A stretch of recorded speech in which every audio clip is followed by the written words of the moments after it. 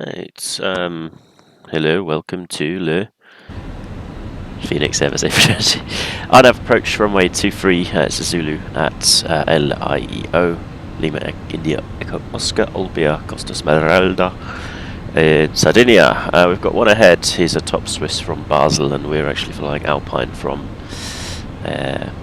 Venice to Serra. So we are just holding a bit of separation. But that's fine, it's 10 miles ahead. Hopefully he will be off the runway before we get there. As you can see, just a couple of flashing lights just pinging off here. We're on the final track now, so fully established on the approach, and we're on the glide path as well. Approach mode has been activated. The wind today is 26021, gusting 31, so we've got some gusting winds to deal with. It looks like they're all more reasonable. If we're just looking at this, it's not as wild as it once was, so hopefully that modelling has improved. I don't know if they'll have done like a server patch or something, because it is something that definitely could be fixed server side, as it is all from live weather. Okay, we've just come below 3,000 feet, we've got 8 miles to go. I need to set some flaps in, so I'm going to put flaps 1, and that's going to allow the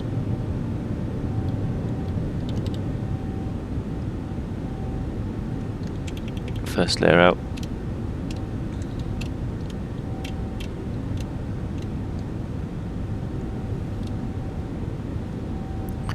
Let's put flaps 2 actually.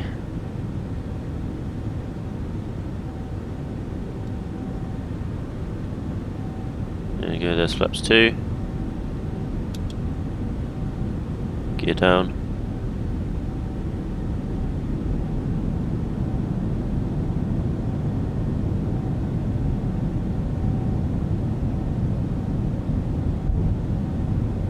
Now let's see what happens if we do flaps 3. We need to be manual for flaps 3, otherwise we'll end up with some problems. So 5 miles to go, let's disconnect autopilot. Then we can do flaps 3. In due time. Olbia traffic, Alpine 92 Hotel Victor, 4 miles, 23. On that, I'll set this on to brake to low. The wind is actually behaving relatively okay. We've got 9 knots. Set flaps 3. There we go. Just having to pull back on the stick to counteract the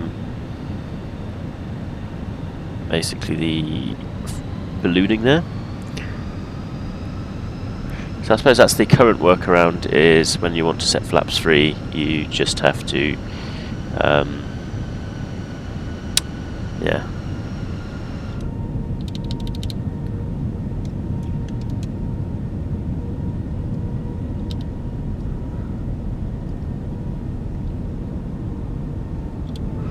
See, hopefully we're not too... No, we're spot on actually. Minimum. Continue. A little bit low, we've got a nice little fortress there in the sound. Some ships ahead. Looking for Pappies, all red, so we need to pitch back up to get back to our vertical profile, so we've dropped below. There's the wind back, 260 at 19, 20 knots. It's going to have some gusts every now and then, so we'll see. It may well be that the gust data is actually taken from Meteo Blue, in which case I don't think it's actually too badly wrong, because it can be quite blustery recently. 500. There we go, the Pappy is not matching with the glide path at all, so we're on a 3 degrees glide path, but we're having Pappies at something like that.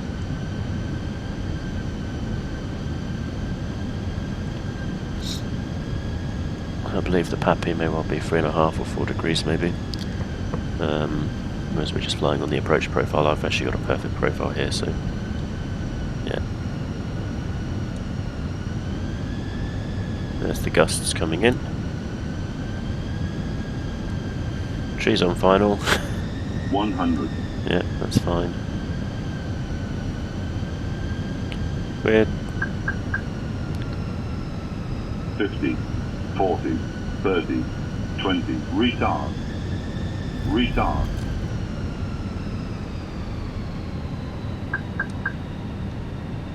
Ten, 5.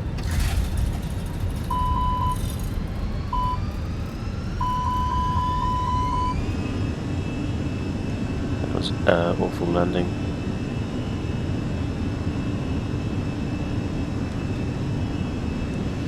Let's fix that. So we're on the go around track now.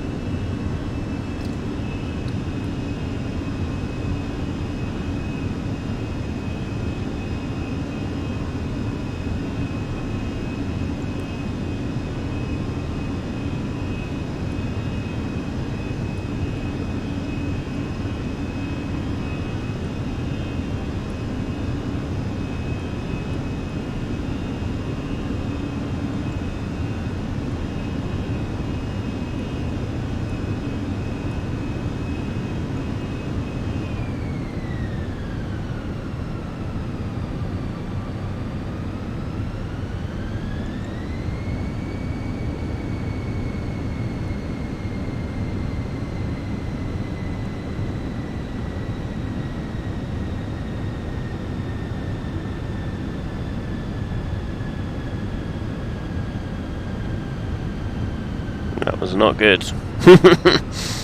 God, let's do that again.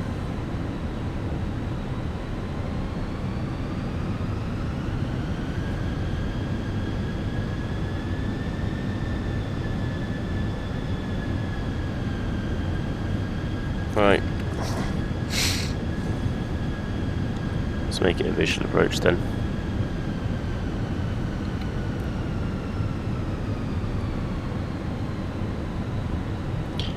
Olbia traffic, Alpine 92 Hotel Victor in the go around, going to make a visual approach runway 23.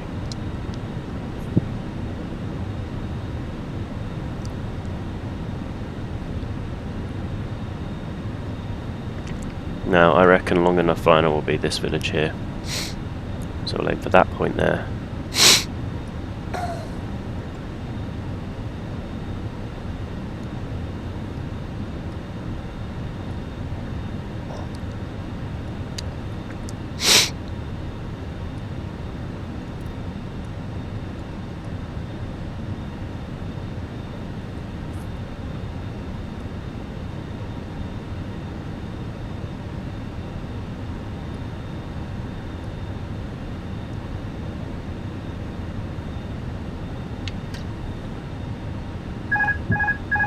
Gear coming down.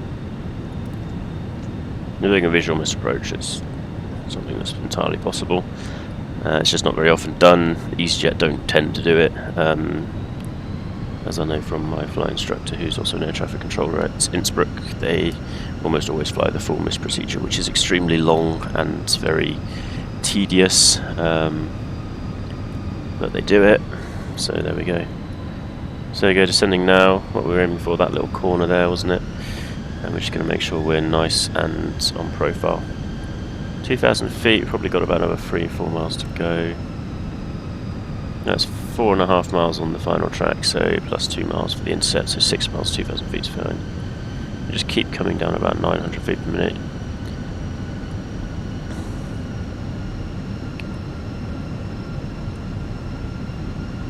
Approach sector's clear.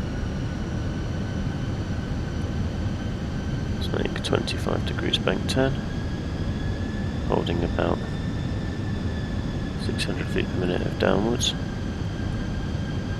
We're just watching that descent rate creeping up as we come around the corner. Need a little bit more, so we'll lose it in the turn.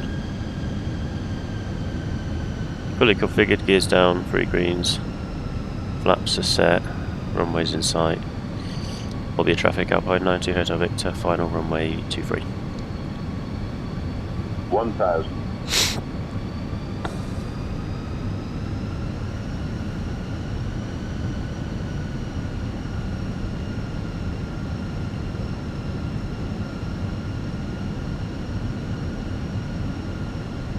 Hundred above.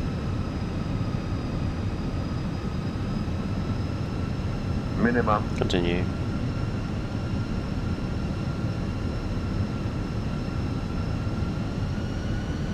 Smidgen too high now. Here comes the wild wind.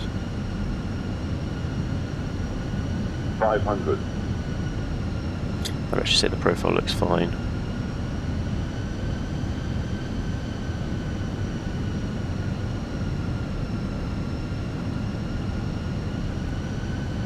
This one right.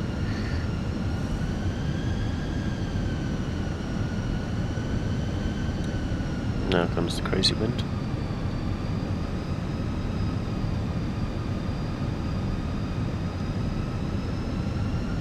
$100.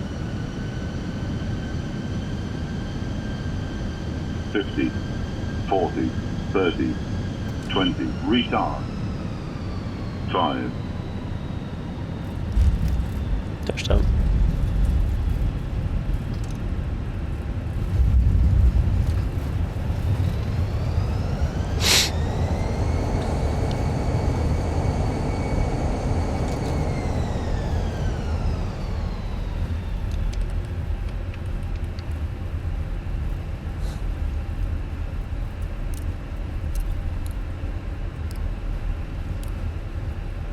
You'll vacate right. That's my favourite way of doing a go-around, is just to go straight into basically a modified traffic pattern. No need for the whole holding thing. That's mainly for when it's busy and air traffic control can't accommodate expeditious procedures. So we just did an expeditious procedure. Make left downwind runway 23, visual approach, go ahead. Do what you must do.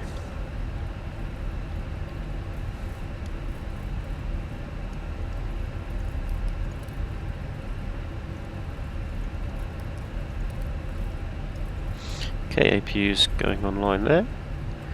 Now I'm using FSLTL now, so we've got a Condor Airbus A320 parked up there.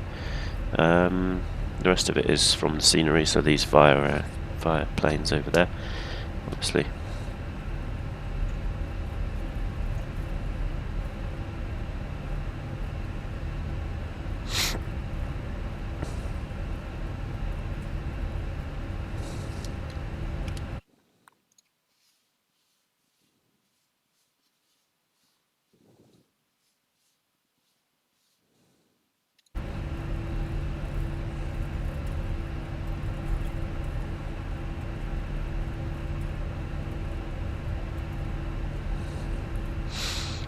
Now it's a go around.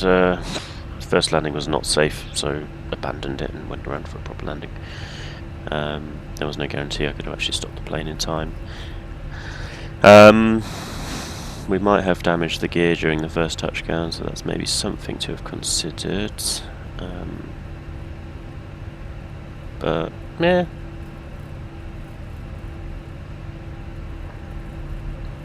Probably should have gone around before the touchdown, but there we go. We tried to have a flare. The flare looked okay, and then it didn't. We didn't arrest the descent enough because we lost some of the wind. We had a wind shear gust. Unfortunately, there's no wind shear ahead predictor yet.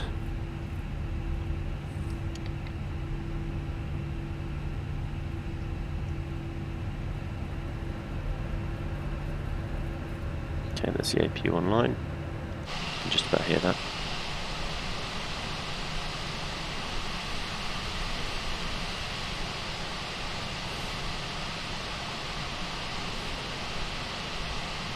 Go on the line, idle, parking brake set, pump the brakes up, flaps up, that's up. Let's have a look at the landing time. 3.8, it's now 4.1, that's 4 minutes. 3 minutes even, so we can turn that off. We've got the power there, beacon can come off, everything else off, seatbelt signs off. And we can start the deboarding, so we'll get the jetway hopefully. This may well be static position. It's not static position, that's good. There we go. Along comes the jetway. I'm going to tune ground and get some proper equipment. I do need to think about getting GSX, but I don't know. I really don't know. So we want catering. Press it twice, they usually arrive. Baggage. Twice, there to turn up. There we go, so now we've got catering and baggage on the way. There's catering, there's baggage. And this one's just opening for the hell of it. And the jetway's connected through the plane, of course. We've got ground power available now, so switch over to that and APU can go off. Let's just ask them for a PCA. conditioned air. Lovely. There you go. The second landing was much nicer. We had, what did we have? Initially 423 feet per minute. And then we had a second landing at 558. That was after basically dropping out of the sky, so we bounced really quite high as Augusta came. And then the second landing we made was 87 feet per minute, 1.01 Gs. The landing at 558 was basically, so when we landed at 424, we had 22 knots, but when we then landed at 558, the wind was 30 knots. So basically, as I was flaring to make the first landing, the wind picked up by 8 to 10 knots, and that will very happily ping you back up into the air.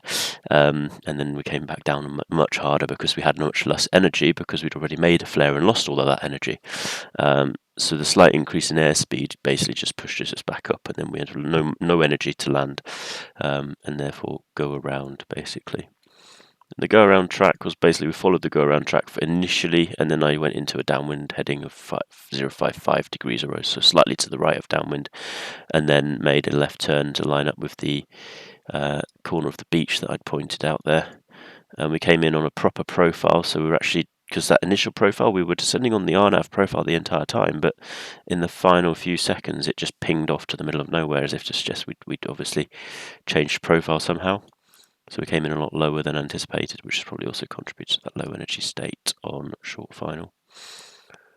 As you saw, we're kind of scraping the trees, really. So yeah, we came in about 50 feet higher the second time round, which was probably conducive to the better, more safe approach, better landing and all of that.